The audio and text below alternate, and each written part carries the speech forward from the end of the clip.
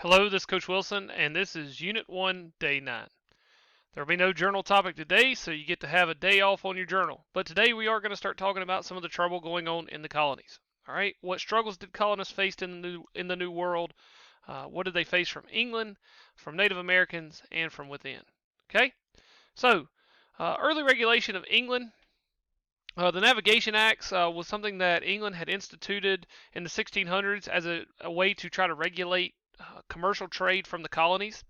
And the idea was that goods that were coming from the colonies to England would be charged a duty or tax once they arrived in England, or if they were leaving for England, they would be charged a duty or tax.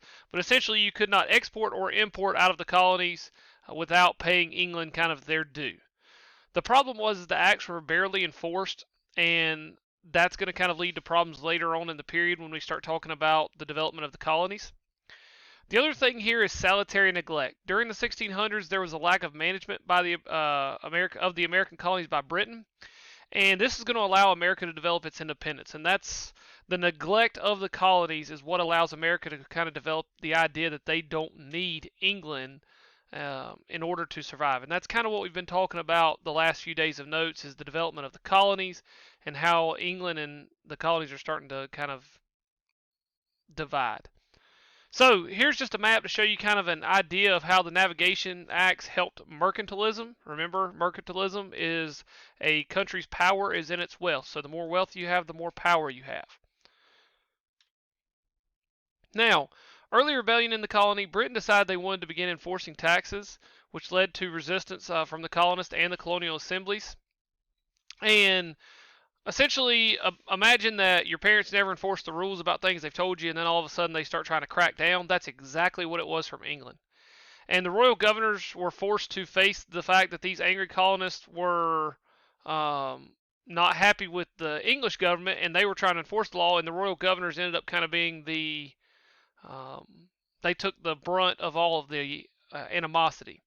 And so these royal governors were attacked. You can see here a picture of one being tarred and feathered, and they're pouring hot tea down his throat, basically as punishment. But this idea of rebellion is going to kind of continue to grow in the colonies. And in 1676, Nathaniel Bacon, who was a white landowner, a white farmer in Virginia, is going to start causing some trouble. And essentially, the House of Burgesses, which we talked about in 1620, was now open only to landowners. And so, where it originally had been, all white men could be a part of the House of Burgesses, now it was only open to white landowners. And what happens here is, farmers are continuing to expand and they want more land. And the Native Americans are attacking some of these farmers on the frontier because they're imposing on their land. So these farmers wanted to try to eliminate the Indian threat on the frontier so they could expand, but the governor refused to give them any military support or militia support or basically support anything because he was trying to keep those Native Americans protected. Nathaniel Bacon, he gets a bunch of these farmers together and they lead a war on the Native Americans, and then after they finish up with the Native Americans, turn their eyes to the government. Now, they led two different charges on Jamestown. And they were able to defeat the natives and take Jamestown the second time. The problem is that when William Berkeley actually falls back to the sea, the Bacon's I'm trying to think of the word here. Bacon's kind of army, if you want to call it that, Bacon's kind of group of farmers that have helped him take over the city aren't really organized, and then Bacon dies of dysentery in the middle of them raiding the city. And so Berkeley, along with British troops, comes back in and takes back the city, and the rebellion just completely falls apart. However, the key thing here is to see that there's already this idea of rebellion going on in the colonies, and people are already looking to kind of take what they feel like is rightfully theirs. Now, white settlers and Native Americans did interact quite often. Initially, the relationship was very positive in the North. Not so much, obviously, in the areas of Virginia and some of those. But Native Americans taught whites how to grow corn, beans, pumpkins, potatoes. And settlers tried to educate and convert Native Americans. They tried to show them, Christian beliefs. They tried to show them how they lived and education, reading, and things of that nature. And it was all voluntary, not forcefully.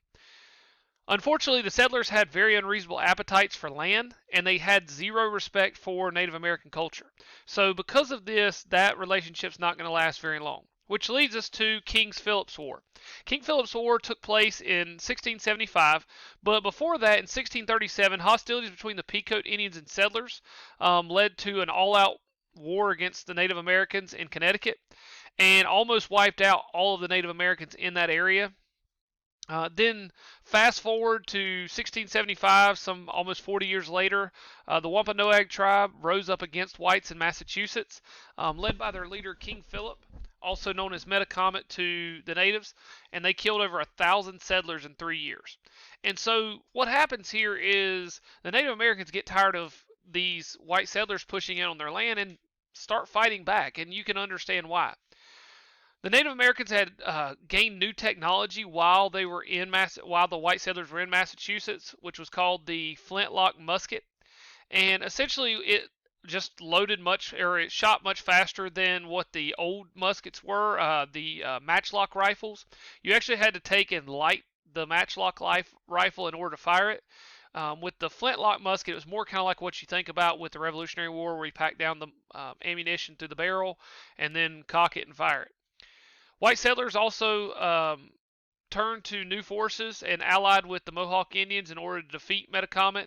And this is kind of an interesting, thing that there are Native American groups who tried to ally with white settlers and with different groups of settlers throughout the first 200 or 300 years of American history, and it never works out. It always ends up that the white settlers or those people who are the invaders use the Native American help, and then they turn on the Native Americans who helped them. Without Metacomet, the alliance was very fragile of all the Native Americans that had joined together up in the north. And you can see right here, here are the Pequot Indians where they were kind of situated. Here's the Wampanoag tribe there on the coast of Massachusetts. Here is Massachusetts, obvious, like this is where Cape Cod and there's Plymouth, just to kind of give you an idea of where some of these tribes were. And then down in here, the green is where Rhode Island was, and then you could see like the Mohegans and some of those things. Okay, all right. The final part of that, though, is that numbers and technology of the settlers was just too much for Native Americans, and the alliance and the attack from the Native Americans falls apart. So we've got 3 questions today. Why did Nathaniel Bacon's rebels, why did they rebel against the government of Virginia? What does Bacon's rebellion have to do with settlers and their relationships with Native Americans? And then what was King Philip's War, and what happened to the Native Americans who were involved? All right, got 4 vocabulary words for you today. Please make sure you're keeping up with all of that, your journal, vocab, and your notes. Those are all going to be due here soon. And hope you're having a good day, and I'll talk to you soon.